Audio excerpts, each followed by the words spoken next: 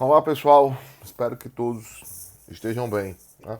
Estamos aqui para gravar mais um vídeo. Esse nosso vídeo é o vídeo número 6, né, das aulas assíncronas, né? Toda semana a gente tem um encontro que constitui uma atividade síncrona, ao vivo, que eu gravo, depois repasso para vocês e também faço a mesma coisa com essa segunda aula, né, que seria a aula assíncrona.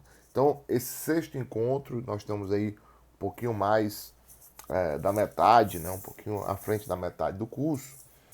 Nessa aula 6, basicamente, como a ideia é sempre fazer uma revisão e pelo menos pontuar coisas, eu diria que são importantes e que são mais centrais, né?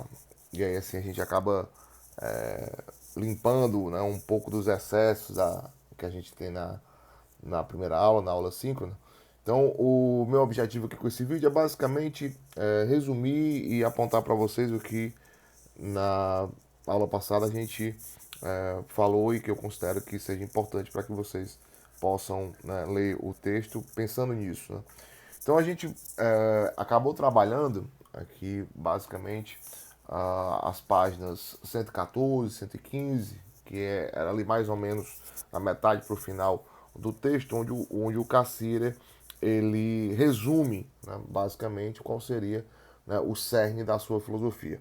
Certo? Então a gente, nos termos do Cassirer, nesse texto, né, o ensaio sobre o homem, nós enfatizamos, né, aquilo que constitui eu diria, a sua reflexão, ou o cerne da sua reflexão em torno da cultura, que é, né, como nós sabemos, uma parte considerável do seu projeto filosófico. Tá? Então, o Cássio ele diz com todas as letras, né, mas não foram com tantas letras assim, porque ele falou de maneira muito resumida, mas ele diz muito claramente, né, a que se propõe, né, ou seja, qual é a contribuição que a sua filosofia irá dar nesse debate em torno, né, da definição da questão antropológica, ou seja, da tentativa de responder ao problema que é o homem. Tá?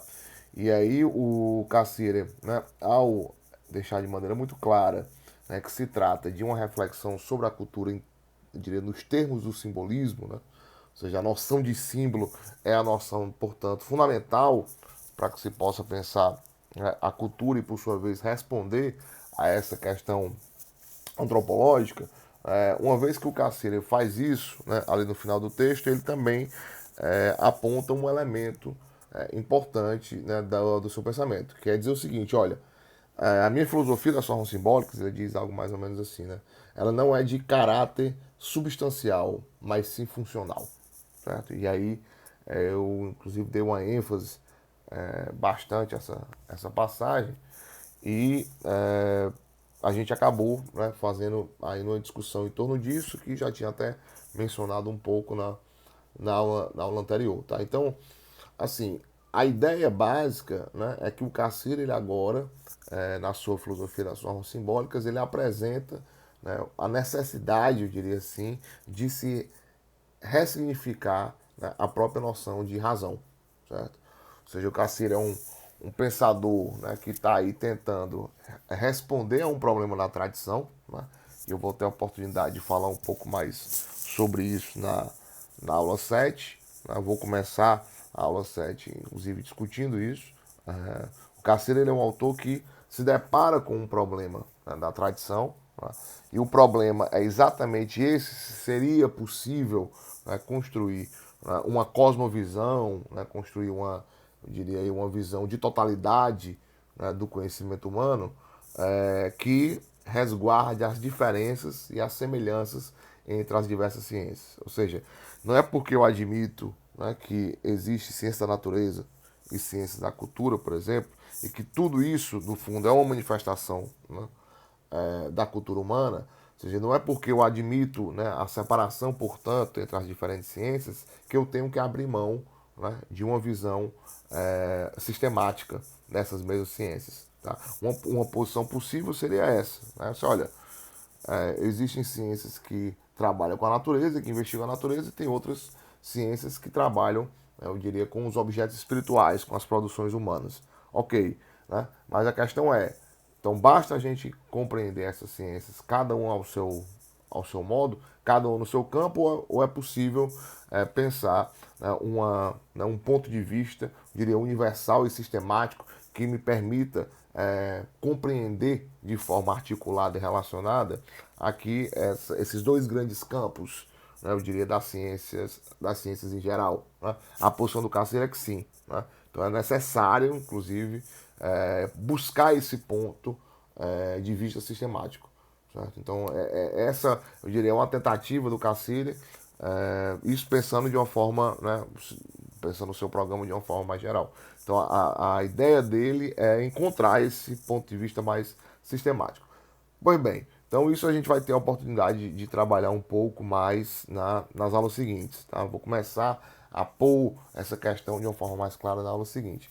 Mas para essa aula, né, eu diria que vocês podem tentar focar na compreensão, principalmente ali, eu acho que lá pela página 115, 116, quando ele vai tentar dizer que, na realidade, quando ele diz, né, que a sua filosofia das formas simbólicas não é metafísica, mas é funcional.